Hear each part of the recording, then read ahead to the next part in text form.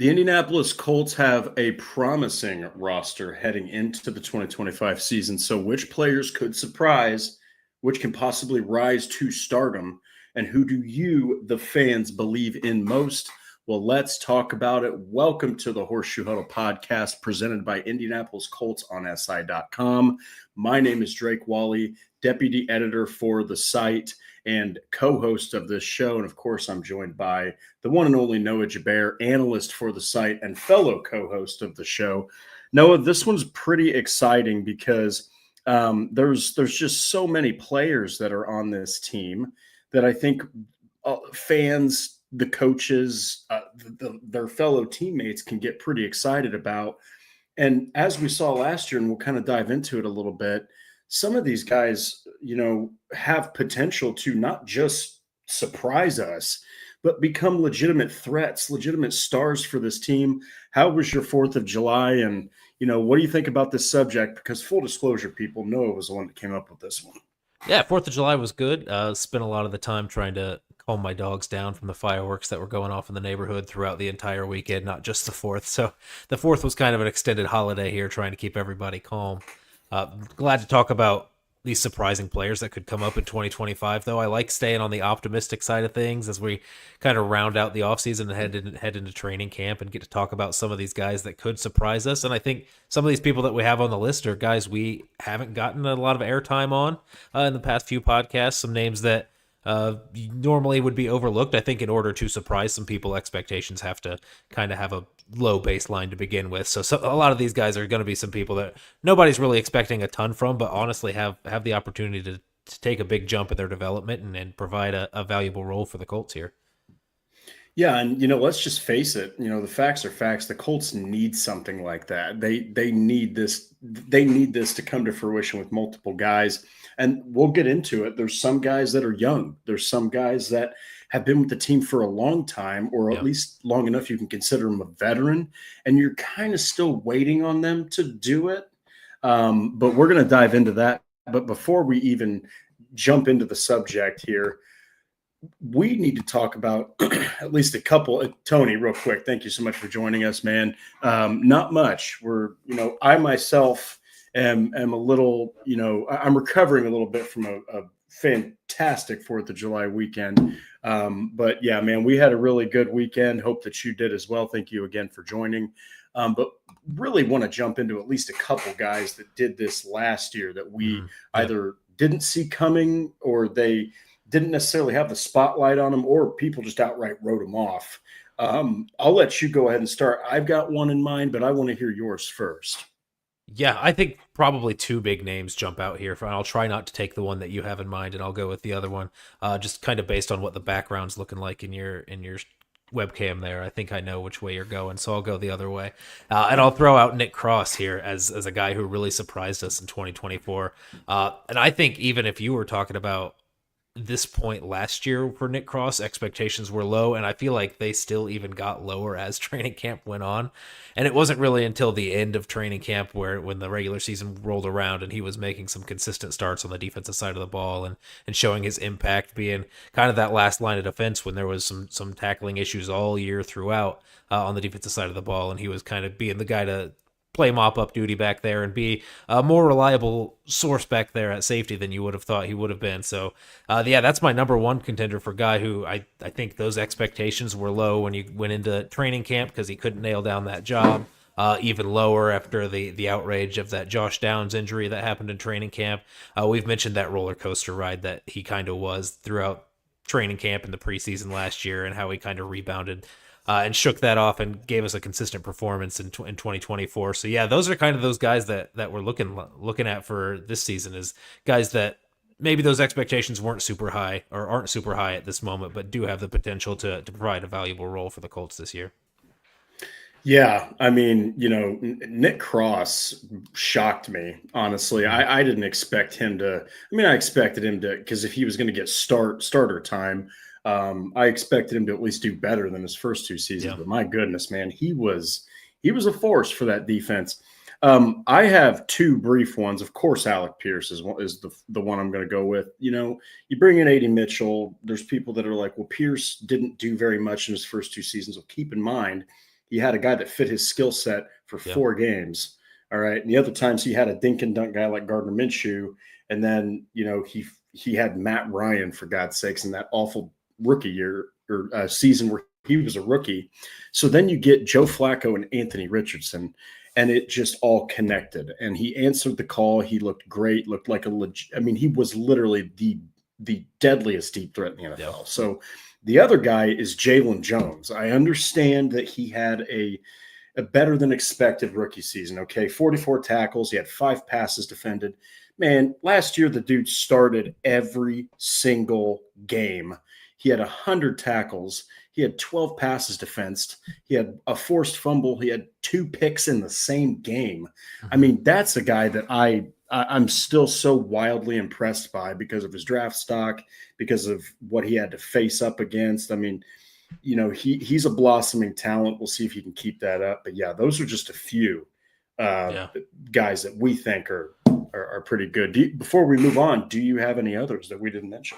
Oh, well, those are some big ones. I like the Jalen Jones edition. I think obviously that could be somebody that we'd even throw on there this year as a contender. Full disclosure, he's not on the list for further down the episode, but it's a guy I did consider that might even or still has that opportunity to surprise us a little bit more than he did last season, just based off of some more experience under his belt. He's going to be 23 this season, still super young as a corner, playing in a new defensive scheme, trying to see what that brings out of you. So yeah, there's obviously going to be a lot of candidates on the defensive side of the ball when you switch up schemes, because there's so much opportunity for these guys to play in a slightly different role to take their game to the next level.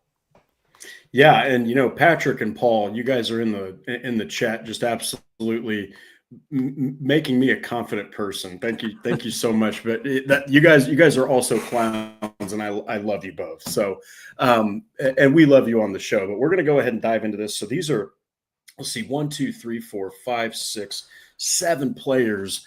That means me and Noah will be pushing probably over an hour on this one. These are 7 players who are poised, or we expect, or there's a good chance that they could either, break out, surprise us, become outright superstars. Yeah. Before we dive into it, real briefly, they've done a lot of work on this roster through the draft, through free agency, or letting guys go. What do you make of the roster as an entire unit, and do you think it's improved from last season? Yeah, I think it's hard to say. I mean, it's a lot is hinging on that quarterback position, as we've discussed in pretty much every episode. I'm glad that this is the topic of this week's episode, or this Monday's episode, so we can kind of steer away from the quarterbacks, not focus so heavily on them and talk about some of these other guys in this roster. But yeah, I mentioned earlier that bringing in Louis Anarumo, a new defensive scheme, you're obviously going to see some personnel change on the defensive side of the ball. Defensive back room, I think we saw that happen most out of any other position group on the team, where you have a lot of new blood coming in, both in free agency and in the draft. And I think overall you feel a little bit better about that situation than you did last season. I think that's going to be a huge calling card for them this year. Defensive tackle, I think you probably felt okay last year going into it, but ended up coming away with Taven Bryan and Raekwon Davis, who are 2 guys who really underperformed. So their subtraction from the defensive unit isn't really going to be as much of a hit as I would have anticipated. So yeah, I think you've got the offensive line, obviously some turnover there that we'll have to see how that ends up being. But overall, I do think this is a stronger roster than we saw last season. And that's good, because I think that they made improvements, but the biggest question mark obviously is what's going to happen with that interior offensive line, because these are, Bortolini and Gonsalves, they've got a lot to prove, despite the fact they played some last year. But we'll go ahead and dive into this. So the first one here, one of the 2 massive additions through free agency. It was the first big splash that was made by Chris Ballard that kind of shocked everybody. Yeah. And then, Charvarius Ward really shocked us all. That's safety Cam Bynum. So a little backstory. Bynum, he's walking into his 5th NFL season. He's 26 years old. He's about to be 27 here. And, let's see, looks like 12 days. Has done nothing but improve. Of course, the biggest question mark on him is, can he translate that freedom he had with Brian Flores' absolutely aggressive as hell defense into something that's a little more conservative, probably a little more complex, like Louis Anarumo's. What are your thoughts on Bynum? I know when they signed him, that pretty much told me that they aren't screwing around with the free safety position anymore. Yeah, and I was thinking about Charvarius Ward, Cam Bynum. I think people are kind of the expectations for Charvarius Ward and what he's going to do to the secondary are pretty high, and I feel like Cam Bynum tends to be the more overlooked of the two when you're talking about these additions and the impacts they could have in year one. But really, I think it's the safety position that's driven the defense of Lou Anarumo in the past for the Bengals, and he's favoring these high IQ veteran kind of savvy defensive players in the backfield there, in the defensive backfield there, and I think Cam Bynum very much fits into that mold, especially more than some of these other guys that were on the roster, where you've got a guy who's going to be able to be the centerpiece of the back end of the defense there, and be that one being the main communicator. We mentioned Nick Cross having some difficulties with that early on in training camp last season. Nice to not put the pressure on Nick Cross to handle that workload and give that to a guy who's been a veteran in the league and, like you said, shown some improvement throughout his career. So yeah, really excited about what Cam Bynum can bring and the versatile ways you can use him. This defense is going to be so DB heavy. That you're bringing in some other guys off the bench, Justin Wally, bringing in Rodney Thomas, Hunter Wohler might get some playing time back there, and that gives you the freedom to move Cam Bynum around, whether he's going to be playing deep, whether he's going to be in the box, maybe he'll take some slot snaps. Kind of all those things that they envisioned for Nick Cross early on in his career. I think Cam Bynum is more of that guy at this point. Well, and Bynum, just to go through the numbers, he's started 51 straight games. That means he hasn't missed a single one over the last 3 years. And of course, he's got 7 interceptions to show for it over the last 3 years. He has a pretty impressive, he's gone from 3 to 6 to 9 to 10 pass breakups. He had 3 forced fumbles in 2023, couple fumble recoveries last year. This is a guy that has just done nothing but continue to build his game. And, now he's walking into a completely new system. So that will be different. He's going to have to adjust to that. So it's not a given that he's going to become a star or that he's going to surprise us.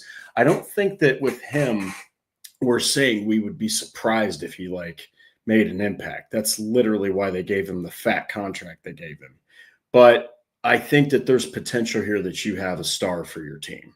I think if Cam Bynum can put it all together, the biggest issue is that he did kind of fall apart at times in coverage. Yeah. I think that he has no choice but to be better in that area because he's not going to be blitzing all the time. It's not going to be super aggressive. It will be, but not like Flores's defense where you're blitzing, almost 50% of the time. So I think his run defense is good. I think his coverage needs work, but overall, I think you got yourself a pretty promising player here. Yeah, I think this is a guy, like you mentioned, is there's some other guys on this list that will bring that could be surprising, but their expectations are low enough to the point that really being a solid contributor would be a surprise. I think Cam Bynum, people expect him to be a solid contributor with the contract that he got in free agency and that just kind of starting job that he's pretty much being given as he walks into the building. But yeah, I think you're right. The level of surprise that we could see, I think he could be kind of this linchpin in this defense that makes it drive and kind of that piece that's on the back end that lets you really do whatever you want schematically. So I really think he could take that next step in his career towards superstardom. Well, and again, to go back to it, that contract that they gave him, if I'm not mistaken, I think it was 4 years, $60 million. Yeah. You better go out there and prove that you're worth that kind of dough, because that's a lot of money to pay to a free safety. Before we move on here, what are your realistic? It's hard to say because he hasn't played in the scheme. Also, Anarumo has never played with these guys or never coached these guys in a real setting yet. Outside of off-season workouts, but what do you think that he's actually going to accomplish? Because keep in mind, they do have Nick Cross, so you're dealing with a guy who can play in the box as well as a guy like Cam Bynum who can play that free safety position and defend the run. Both him and Cross can really make an impact in the run game. Yeah, I think the biggest thing that we're going to notice is back there on the back end, as we had Rodney Thomas, Julian Blackmon, other guys like that playing free safety. You have a guy in Cam Bynum who I think is going to be a lot more sure in the run game and a lot more sure bringing down some receivers after the catch. So your last line of defense, I think, is something you can rely on quite a bit more. I think that communication is going to be a little bit more solid. You're going to see a little bit less leakage on the back end. You'll probably limiting the explosive plays that you're going to see on the offensive side of the ball for the opponent. So yeah, it's going to be hard to measure his success when it comes to numbers. I think he will get his hands on a few passes this season, come away with kind of that double-digit pass deflection numbers that you were bringing up. Interceptions are so hard to predict and so finicky up and down. But yeah, I think he's going to be the kind of guy who puts himself in those positions where he's going to be able to take advantage of some tips, some overthrows, maybe jump in front of a route or two and come away with some turnovers as well. So I think, yeah, he's going to impact this defense in multiple ways. Yeah. Well, we'll have to see. I think a lot of people are excited about Cam Bynum. So before we move on here, Camacho Joe, absolute legend. I believe, Joe, correct me if I'm wrong, but you're in Houston, I think. This is a guy I've met in person. He will follow the freaking Colts everywhere, and he's been featured in NFL draft videos. Like that, I mean, he's had his picture taken by the professional photographers at I think it's is it Reliant Stadium where the Texans play, or is it NRG? It was NRG. It was Reliant. Okay, so I'm getting them both confused, or getting them both mixed up here. But yeah, man, Camacho Joe says, "Howdy, guys, man, I'm so ready for some Colts football. AR or Jones at this time, I don't care. I think that a lot of people do care, but also a lot of people, Joe, they don't care anymore. Yeah. So we'll have to see. But thank you so much for joining. And then, of course, the legendary Truett Trussler throwing down a super chat. I'm excited for linebackers, especially Carlisle.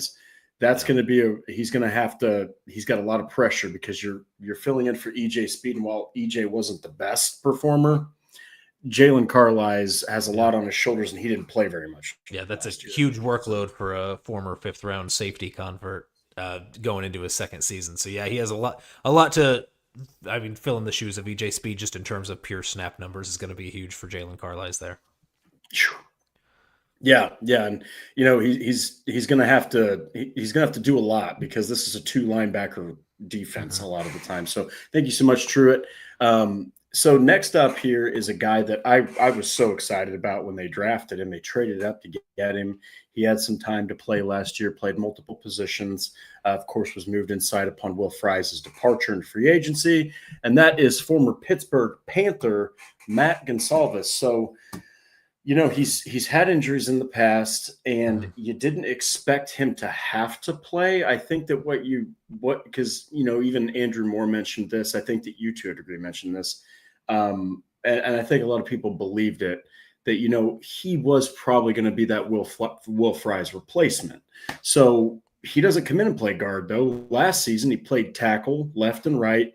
Showed that he can get some things done, lacks a little bit in pass protection. But what were your thoughts on Matt Gonsalves' rookie year? Because, hey, man, for a guy that had to play 2 different positions for Braden Smith and Bernard Ryman, I think he did pretty good because you're out on an island with those pass rushers. Yeah, we talk about that quite a bit, how difficult it is for rookies to step in at tackle, let alone stepping in at both tackle spots and having to flip from the left to the right side. It's not plug and play like it is in Madden, and your overall on your tackles don't change when you flip them to the left or the right. You're completely changing and reversing their muscle memory and how they're taking their pass sets and how they're getting off the ball, their stance and all that. So, just commendable for him to get in there. I know it wasn't the performance he probably wanted. He probably wanted to undisputedly show that he could be the starter at either one of those spots, and it wasn't quite there.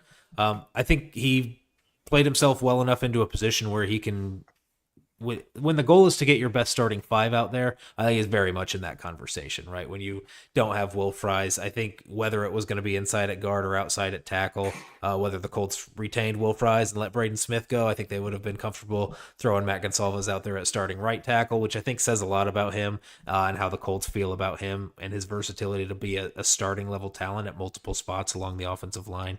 And at this point, I kind of trust Chris Ballard and Tony Sperano and the staff and how they've been developing offensive linemen, how they've been selecting offensive linemen.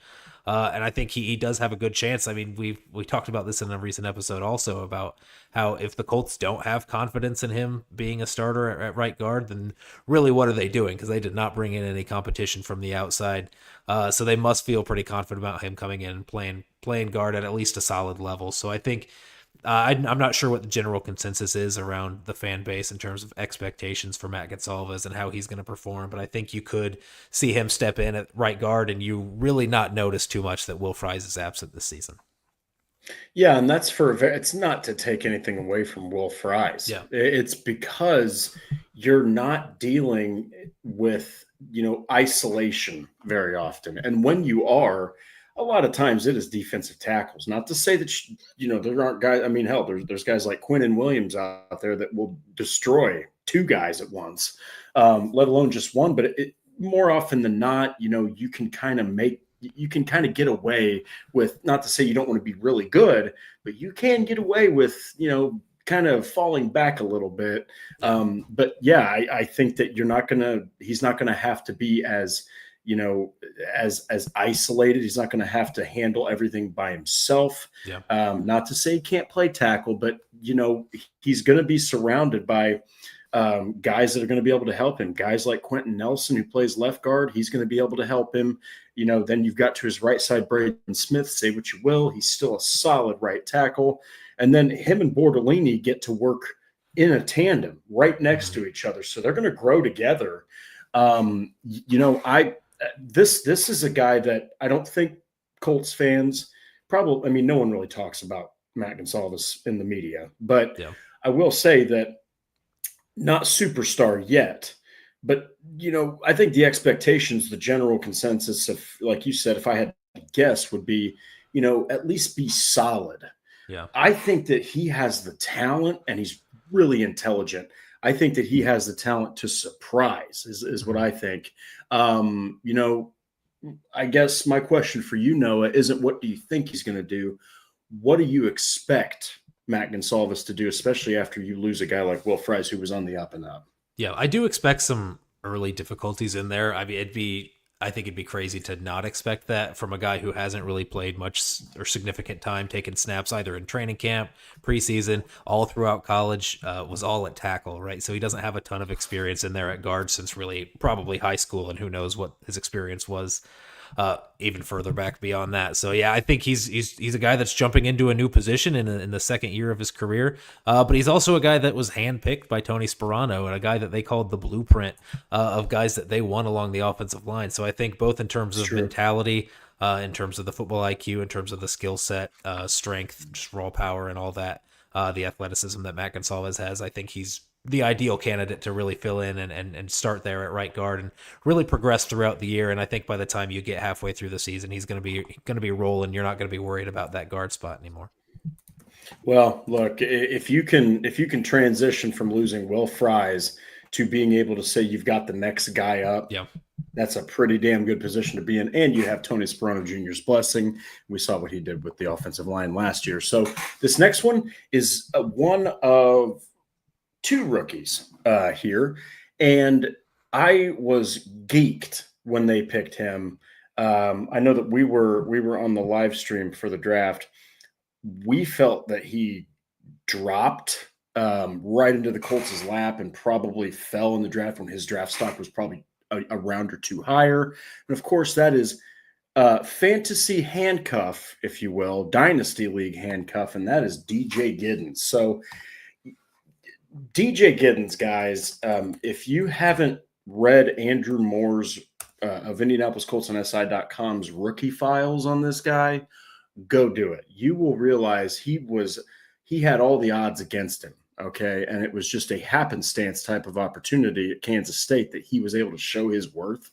Tell me a little bit about DJ Giddens, and man, along with Khalil Herbert, that's going to be an interesting competition, but you're giving Jonathan Taylor some relief here, so he's not taking 30-plus carries a game. Yeah, I think the main reason that drove me to put his name on here. Obviously, I think the Colts are huge fans of him. Taking Sure. him, I think the way that they got him down there in the 5th round was kind of a byproduct of just how much depth was there this draft class at running back, where there were so many guys that were worthy of being selected all throughout rounds 1 through 5. So he might be a talent that other people might have valued a little bit higher than round 5. I'm sure the Colts valued him a little bit higher than round 5, and we're more than happy to take him with their pick there at that spot. So yeah, we're talking about a guy who's sitting there, and it's rare when you're talking about a 5th round pick that is coming in and competing for the backup RB2 job, right? Like he's going to be the next man up. It's rare to kind of put that on somebody, especially at a position that has so much question in terms of durability when you're talking about running back and how often those get subbed in and out because of injuries. Adding on top of that, Jonathan Taylor being a guy who's dealt with some injuries, especially lately. So you're probably expecting DJ Giddens to get some significant run, not just as a substitute, but maybe in terms of if there's an injury to Jonathan Taylor, which in the past 3 years at least has seemed more likely than not, at least for some period of time throughout the season. You're going to see a guy get a very good opportunity as a starting running back in the NFL in his rookie season, which I think is super exciting. If you're DJ Giddens, I think you're a little bit worried if you're the Colts, but also I think if you're talking about DJ Giddens in the way that he compares to Jonathan Taylor, I think he's really the only guy on the roster that has that breakaway ability that Jonathan Taylor has to take something up the middle and really be in the hole with a linebacker and make one guy miss and really take it the distance. I think DJ Giddens is the only guy that has that kind of explosiveness on the roster. Tyler Goodson, Khalil Herbert, good backs. I think they could be solid in the run game, but I don't think they're going to give you quite that level of explosion that DJ Giddens gives you. Yeah, but before I get to the, replying to you here, the leader, the head, if you will, of Indianapolis Colts on SI.com and the Mile High Huddle. Okay, Chad Jensen, $20 super chat, absolute legend. He's our boss at Indianapolis Colts on SI.com. So the fact that Chad is even joining us is fantastic. He has a hell of a podcast for the Broncos. Broncos at Colts, who wins and why? I'll let you start this one. No, we'll both answer. Throw it out. We'll both answer this one, but holy cow, man, that's going to be a good game because last year, Bo Nix, he threw 3 interceptions, but Anthony Richardson matched that and played even worse football than the rookie. Yeah, and I think you have to think that Bo Nix is going to improve, and I think he really throughout his rookie year showed that he was a little bit better than what he played against the Colts last season, so I wouldn't expect to see that same level of performance from Bo Nix in year 2. I know, and this is, I think, a huge advantage for the Broncos in that sense, where you've got Bo Nix going into his 2nd year. Yeah, he's young, but he's also not Anthony Richardson or Daniel Jones trying to iron out all the wrinkles that's going to come with this quarterback competition. I think the fact that the Broncos are playing the Colts week 2 this early in the season before they have everything all figured out, I think that's a huge advantage for the Broncos.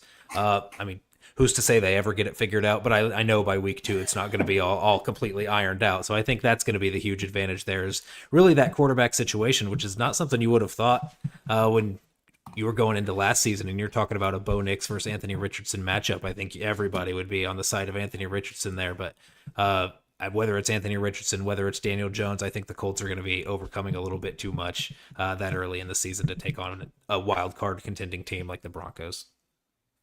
Yeah, I'll take the Broncos here because there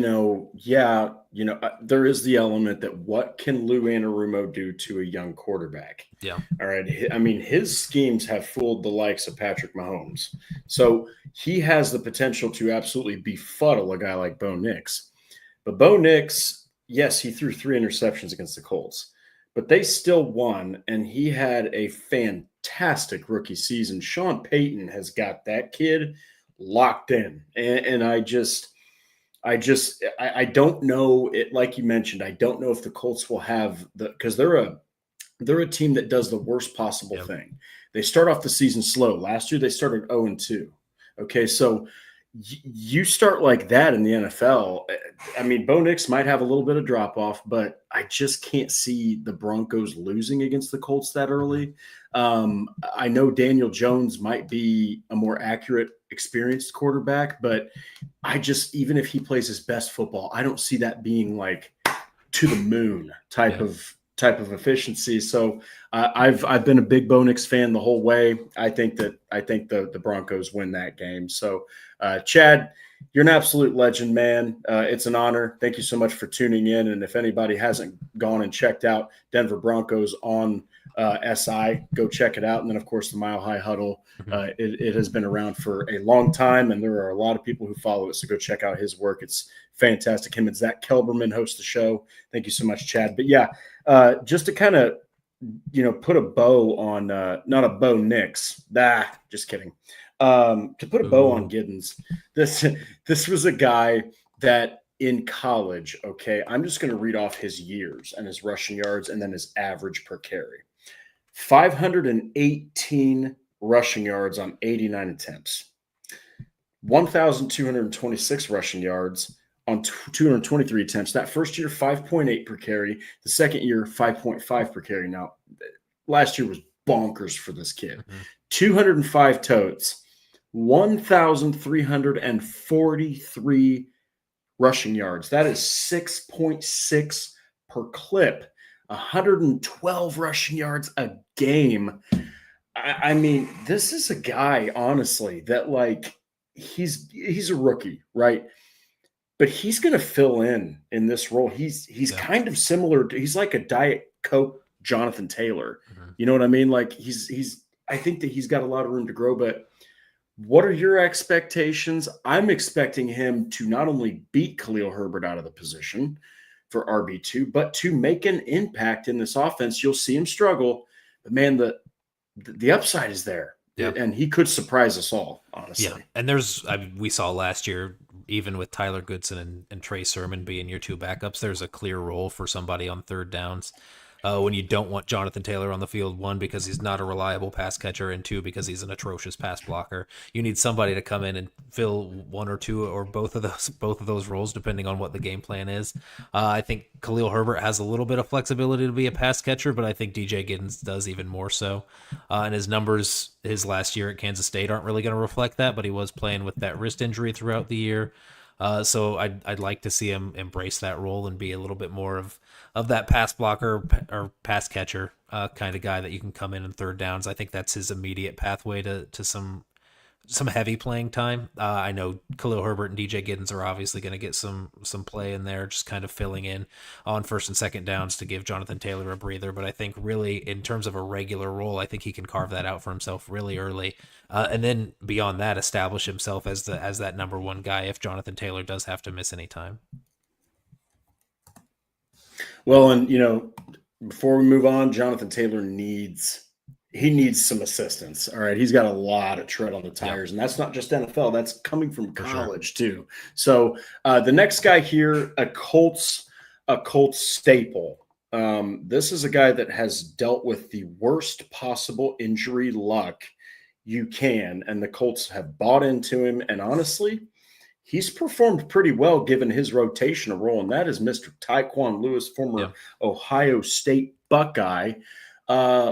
Right out of the gate, I love Tyquan Lewis. I think that he's been, as Andrew Moore says, the NASCAR package guy. He's the guy that'll put pressure on the quarterback. He's that guy that'll go out there and he will, accumulate, rotational sacks. He's a nice addition to have on your defensive edge. What are your thoughts on his career up to this point? Because there's been times where you're like, holy crap, man, this guy's like, if he could stay healthy, he could potentially get more work, but it's like there's always that question of, is he going to get hurt? How much have I think he had like tears in both of his calves or both of his like lower extremities on each side in each leg. So this is a guy that has gotten through the rough of it. He's still with the Colts. Tell me a little bit about your thoughts on Tyquan Lewis. Yeah, the Colts love Tyquan Lewis, and you have to to keep bringing him back on these short deals after he's gone out and proved it, and then been injured and came back healthy and proved it again, and then got injured. Like he's just been through the ringer here throughout his NFL career, and is really a guy that he's 29 now, going into his year 30 season. So he's I'm not sure we're going to see a ton of progression in terms of what he can do, but I'm excited to see him in a new scheme and do a full season fully healthy. I think Lou Anarumo's defense does like these bigger defensive ends that aren't just pure pass rushers, and they're relied on a little bit more heavily.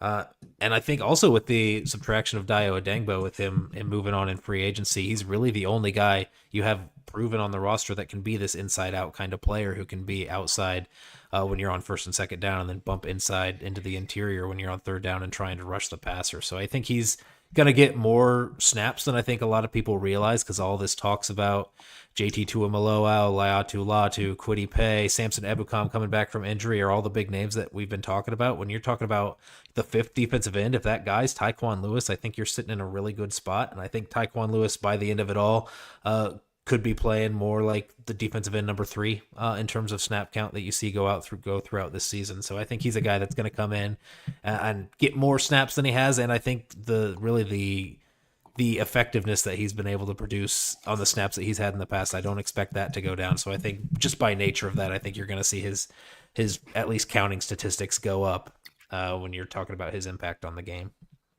Yeah, and last year he was 5th on the team in quarterback pressures with 17, but keep in mind he played 10 games. Yeah. So, I mean, this was a guy that not long ago was, I think it was the year it was DeForest Buckner and Samson Ebukam. I mean, Tyquan Lewis was still in the top 5 for quarterback pressures, and he was a backup. So I like what Patrick says here. This is really good. Lewis has to be one of the better rotational rushers in the NFL. But with the injuries, he probably never will be more than that. I think that that's true, Patrick. But why we have him on the list, why Noah put him on the list here, because Noah's the one who assembled these guys. And so far, I mean, Noah did a great job, because all these guys have potential to surprise us or be stars. I think Lewis could surprise some people, because if he can stay healthy, you're factoring in, especially if Ebukam can come back and be that 2023 version.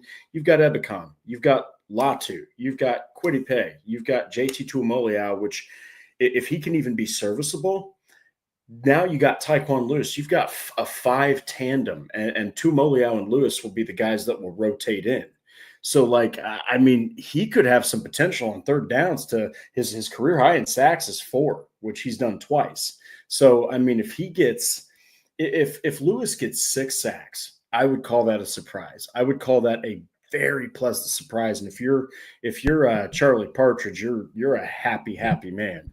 So we'll see. Tyquan Lewis, I think that he's going to have a lot against him, because again, he didn't play but 10 games last year. So clearly those injuries have been a big problem for him. But we'll have to see. This next guy, I think that a lot of people were shocked, surprised, if you will, that the Colts took this player when they did. But that's cornerback out of Minnesota, Justin Wally. So I got to say, Noah, when this happened, I was like, what in the hell is going on? Yeah.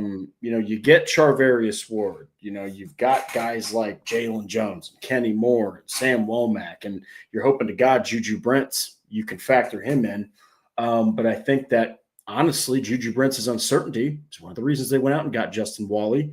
And the more I watch the tape, dude, I like him, and the Colts love him. Yeah. What are your thoughts on Justin Wally? I really think that, especially if he can supplant Juju Brents, you may just have your third cornerback on the outside, but he'll probably back up Kenny Moore on the nickel. Yeah, I think it's become pretty clear how the Colts feel about him, and I feel like they're going to take whatever excuse they can to get him on the field. I think the opportunities are going to be there also, because this is a defense that's really heavily favoring DBs on the field instead of extra linebackers, instead of extra defensive linemen.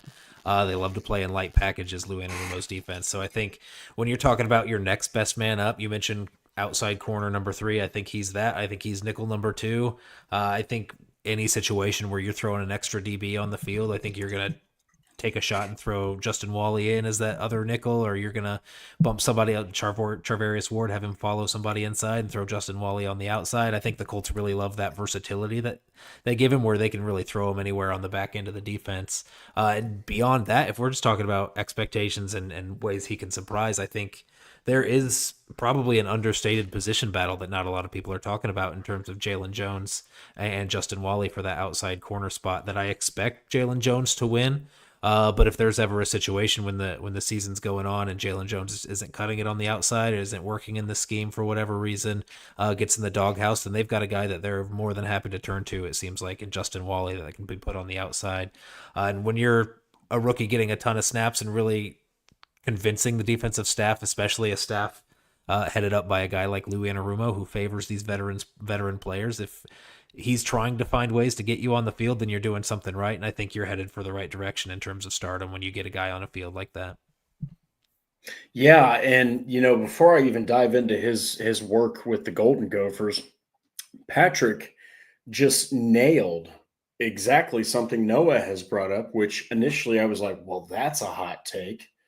When you think about it, it really isn't. And we'll start with stats, Matt. I think Justin Wally is over Juju Brents already, barring a surprise.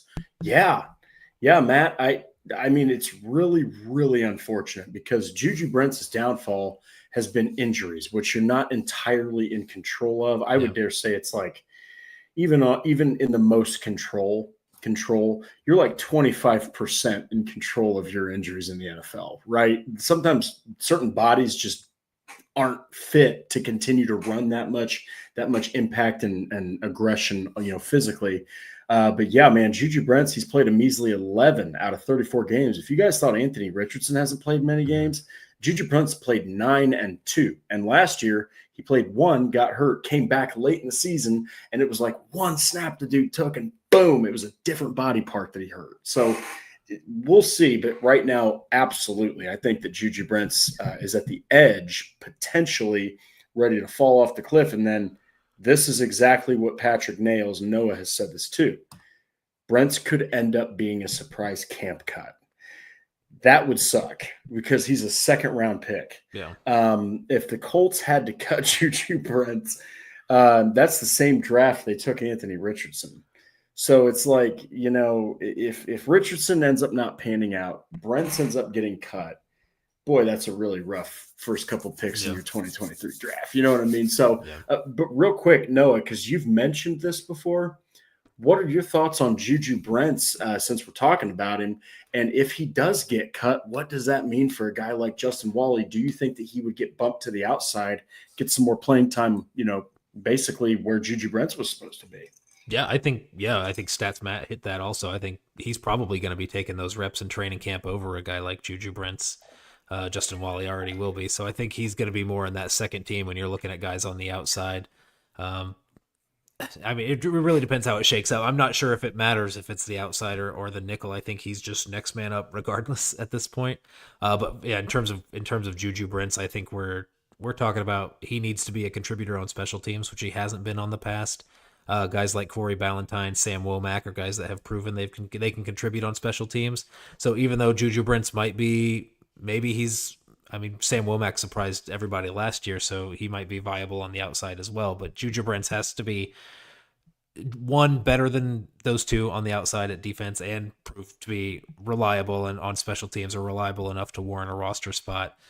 So yeah, he's got some work to do in improving things that he hasn't proven. One, staying healthy, and two, being able to be a factor on special teams before he can make the roster.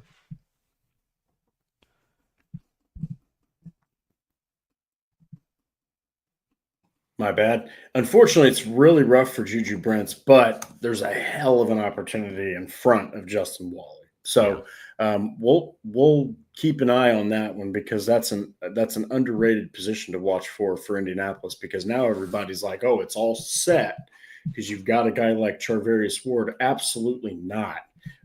Because if Juju Brents can't pan out, that's one less guy that you can lean on, and who knows what will happen at that point. There's going to have to be one or two people that will need to step up, but I think that we're definitely going to see Justin Wally get meaningful snaps, and we think there's a chance he could surprise.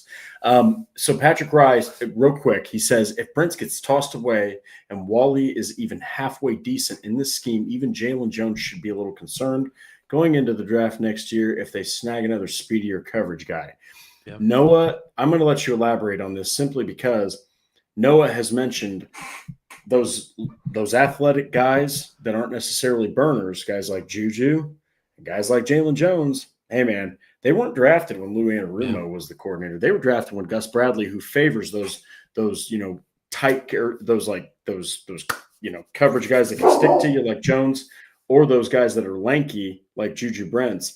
That's who Gus Bradley liked. But Lou Anarumo clearly favors the press guys who can also keep up with the faster receivers. So yeah. What do you think about that? Because Jones is not tied to Lou Anarumo at all. Yeah, I think kind of all those guys who were inherited and not selected in this new defensive scheme with Lou Anarumo should kind of be on watch.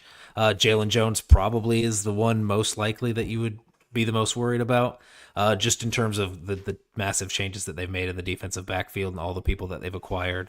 And all those people that they've acquired are kind of not in that same mold as what Jalen Jones and Juju Brents are. So, yeah, I mean, them being willing to move on from Juju Brents, you can chalk that up to, hey, he's been injured lately, hasn't really been showing he can be on the field, doesn't have that proven track record that Jalen Jones has. But also, I mean, he's kind of that same mold that Jalen Jones is in. So I think that would be something that should put your ears up if you're Jalen Jones and you're a little bit worried about what your next move might be with the Colts. Yeah, I mean, that's definitely going to be an underrated position to watch for Indianapolis because, like I said, everybody just assumes it's secure because Charvarius Ward is there. So this next guy, I really like that Noah put him here because you saw flashes in his rookie season. He was one of those seventh rounders that you're like, oh my gosh, Chris Ballard pulled up. He's done it with Will Fries. He's done it with Jalen Jones. He's done it with Zaire Franklin.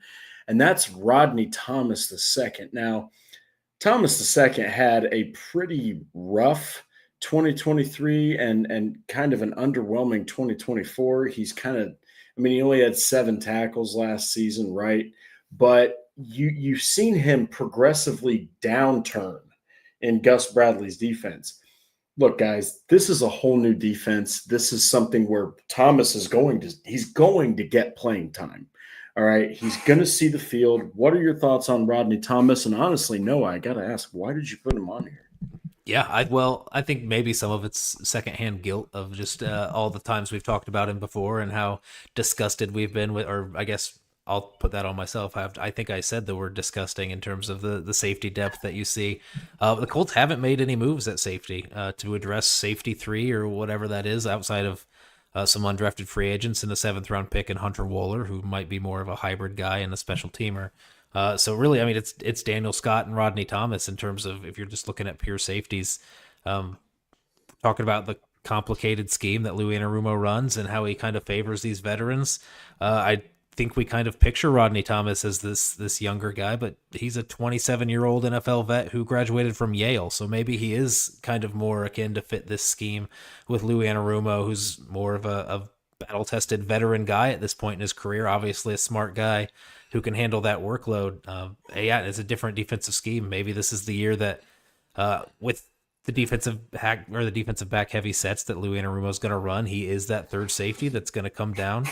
And I think give Cam Bynum that flexibility. We talked about Cam Bynum at the top of the show where he's very much able to play in the box. Maybe Nick Cross is a guy who moves in and plays some linebacker on third downs. Cam Bynum plays that strong safety role, and you bring Rodney Thomas in as your third safety to be that guy in the back end there. So yeah, this one I think kind of we were talking about how the expectations for Cam Bynum were to be a difference maker and could ascend and surprise us by rising into stardom. I think we're kind of on the opposite end of the spectrum with Rodney Thomas, where I think expectations are just really low for Rodney Thomas right now. I think it's also very possible, as much as we say he could be a surprise in this episode, I think it's also equally likely that they could sign some veteran during training camp or the preseason and move on from Rodney Thomas. I think it can kind of go up in the air either way. But yeah, I think it didn't work in the past with Gus Bradley in terms of prolonging his NFL career for Rodney Thomas. I think if there's a chance for him to do it, I think it's right here with Lou Anarumo and the lack of depth in the safety room behind him or ahead of him. Yeah, and Thomas has ability. I know that the past couple seasons have been rough, but that rookie year, even with the subpar kind of mediocre defense, the guy did have 4 interceptions. He led the team. Now, yes, some of those were gimmies. Some of those were awful throws. I've said this before. I remember one that was almost a punt from Kirk Cousins where it's like, well, no wonder he caught that one. But there is the chance that this scheme is what Rodney Thomas needs. Now, especially if Daniel Scott can't stay healthy or for some reason he's just a special teamer through and through, and they don't necessarily sign somebody that can beat out Rodney Thomas, again, he will see the field enough to make more than 7 tackles, or even 2023 when he made 34. Yeah. I mean, the guy had 2 interceptions in 2023. So Thomas is more of the cover guy, not the run defense guy. He's also not the most effective tackler. So I think that it's boom or bust with him. Like Noah said, he's either going to suck, he's not going to matter at all, or he's going to surprise some people, and he's going to be that rotational safety that's going to exceed that 7th round tag. So I think you kind of alluded to it, but so your expectation is, that Thomas is just simply a serviceable rotational safety. I think if he can do that, and he can, maybe play just a skosh above average for what he's done for his level of average, I think you can call that a surprise, and I think you can be happy with it. Yeah, I think that results one of the least sexy ones that we're going to be talking about on this show in terms of just output that you're going to get from a guy. But yeah, I think if you're going into this season, I'm definitely concerned about the safety depth. So if you've got somebody who can come in and be that average rotational piece,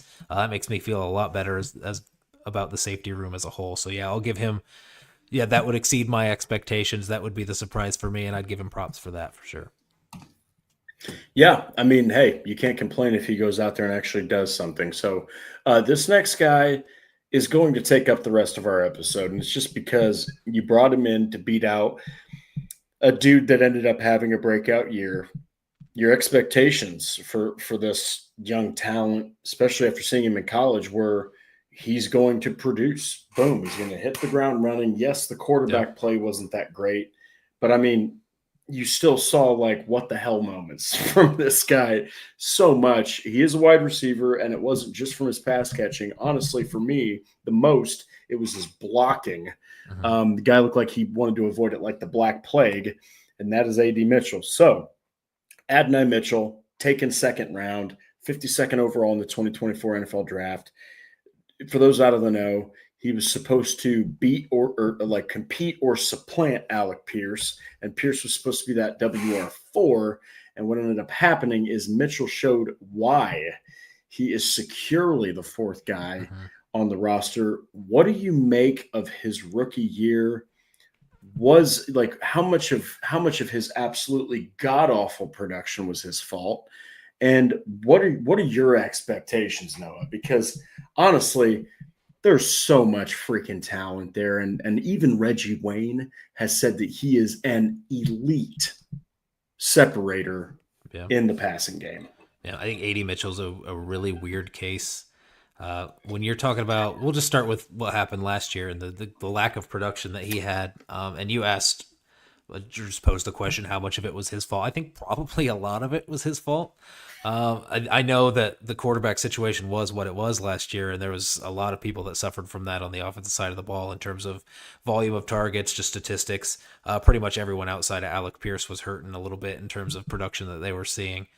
So yeah, A.D. Mitchell obviously was a byproduct of that, but I think also even more so, what carries more weight than that is him not being in the right spot at the right time. You'd see him turn one way on the break and the ball go the other way, and then you'd see him head over to the sideline and immediately get a talking to from Reggie Wayne about where he was or wasn't supposed to be. I think that was more common than it was with any other wide receiver on the depth chart, and he continued to get some playing time because they want to have this young talent develop because he is super talented. And then you had the issue with the drops and the T-Rex arming and being afraid of contact, apparently, or whatever that was. I'm not sure what the situation was with that, but just a guy who's historically been pretty sure-handed in college really did not show that at all in his rookie season. So I think that makes you feel a little bit more optimistic because he has shown the ability to be a sure-handed guy in the past. And really the things that he was good at are the things that are really, really hard to teach and really hard to develop in terms of someone who can create separation at the top of the route and really just have that ability to run a full route tree. Whether he learned that full route tree or not is a different question, but I think the physical ability and his ability to create separation on pretty much any breaking route, I think, is there, plus that deep speed. He has all those things that you can't coach and all the things that you want a young receiver to learn to get good at. I feel like he's already good at. But then it just comes down to the fundamentals of running the right routes and having the right timing and establishing some chemistry with your quarterback and having sure hands when you get your hands on the football. I think those are all things that he needs to improve drastically to make an impact on this team. But I mean, if history's any indication, I think that's something that he has shown the ability to do in the past, and we should hope to see sometime in the future. Yeah, and I think that when you look at his stats, they hurt your eyes, right? Like 23 catches on 55 targets, no touchdowns. He did have 312 receiving yards, so there was a halfway decent yards per reception clip. But my goodness, man, when you talk about 41.8% catch efficiency and you have more than 50 targets, that is absolutely unacceptable. I don't care if there's a freaking 10-year-old throwing the football. Like that is just not going to cut it. That's how you find yourself on a new team in a couple of years. So the good news is Mitchell has all that talent. All right. He can be explosive. He can outrun people. He does have good route running, believe it or not. He has incredible separation. Patriots 12, that's not how you spell jobbers. Just so you know, that's Jobers. You're talking about a guy who has all of this talent. Okay, so that's the encouraging thing. If he can put that together, all right, and he can take things more serious, because there were times where it seemed like he was pretty lazy and his football IQ wasn't up to speed. And I think that the football IQ was evident when you're seeing him run an out or a deep out when he was supposed to run a deep in. Yeah. And the ball just, goes past him and he's looking at it on the opposite shoulder going like this. It's like, well, you got a guy like Joe Flacco who's been doing this for, eons. He expects the receiver to be there when he releases that football. So Adonai Mitchell has every question to answer this season, and it's so early in his career. But unfortunately, I mean, if he even secures 38, 39 of those targets, it's not wild, but you don't have all of these eyes on you in your second year. So what are your expectations for Adonai Mitchell? Because it's going to take a lot for him to compete for that wide receiver 3 role with Alec Pierce. But if that potential is really unleashed and he can connect the dots, I mean, you've potentially got yourself one hell of a weapon here.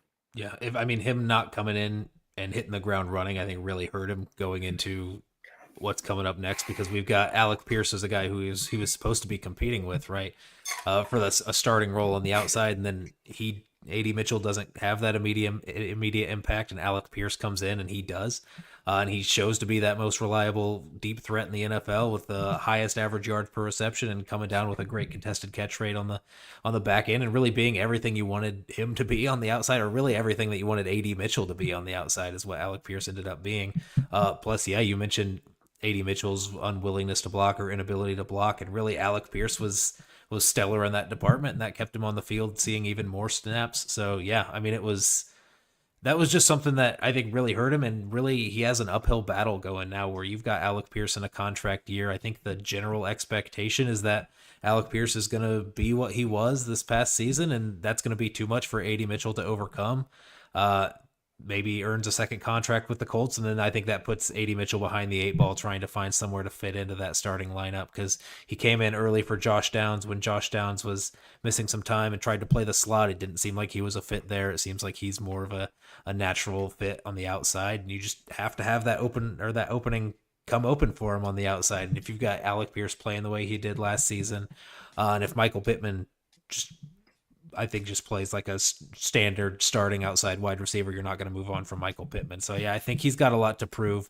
My expectations aren't necessarily that he's going to flash so much that you feel like you have to move on from Alec Pierce, but I think that potential is there. Like we talked about, he has all that athleticism to be able to make that jump and be that guy on the outside and really push Alec Pierce out of a job and let the Colts feel comfortable moving on to a guy who's a little bit younger and a guy that they just drafted in A.D. Mitchell. But yeah, I think that would be the surprise that's on the table in terms of the conversation we're having in this podcast, but I don't necessarily expect that to be the case. Yeah, and look, when you draft a receiver second, in the second round, you're expecting at least some kind of production in the rookie year, especially with the way that Mitchell can play. We'll have to see. Because yes, like Noah mentioned, the quarterback play was very off, but you did have Joe Flacco in there for 6 games. Okay, so I really don't want to hear it from anybody that might be saying it's the quarterback issue. I think that that's a tiny, dinky little part to play of it. But I do really like what Patrick said here. Now, this is tough to hear because this receiver is also still on, I believe he's still on the Colts roster as more of a practice squad body. But honestly, if Mitchell doesn't figure it out, he will quickly become the next Laquan Treadwell, promising player taken early that just never could put it together. For those that aren't aware, Laquan Treadwell was taken in the 2016 NFL Draft, 23rd overall. He has 111 career catches over 9 seasons and has played for 6 NFL teams and had 0 catches with the Colts last year. So yeah, you're hoping to God in heaven that is not the case because, Noah, that would be considered an absolute bomb of a draft selection. Yeah, that's Dante Moncrief's old teammate. I think he came out the year after the Colts selected Dante Moncrief and then went in the first round. Laquan Treadwell did. So yeah, and then now found his way back with the Colts. Yeah, I mean, that's we've seen that with a lot of wide receivers in the past that have been taken early and didn't end up panning out. Good to see Laquan Treadwell still on the practice squad training and made some plays in the preseason at least last year and kicked around a little bit, but obviously not the future that you want to see with a guy who was, he was drafted in the second round in A.D. Mitchell, but he was talked about in that range for late first round picks. A lot of people were very surprised that he was still there for the Colts selection in the second round. Just a guy who has a ton of talent, but yeah, needs to put it together. And really with Alec Pierce having the year that he had last year, I think needs to put it together more quickly than he did before.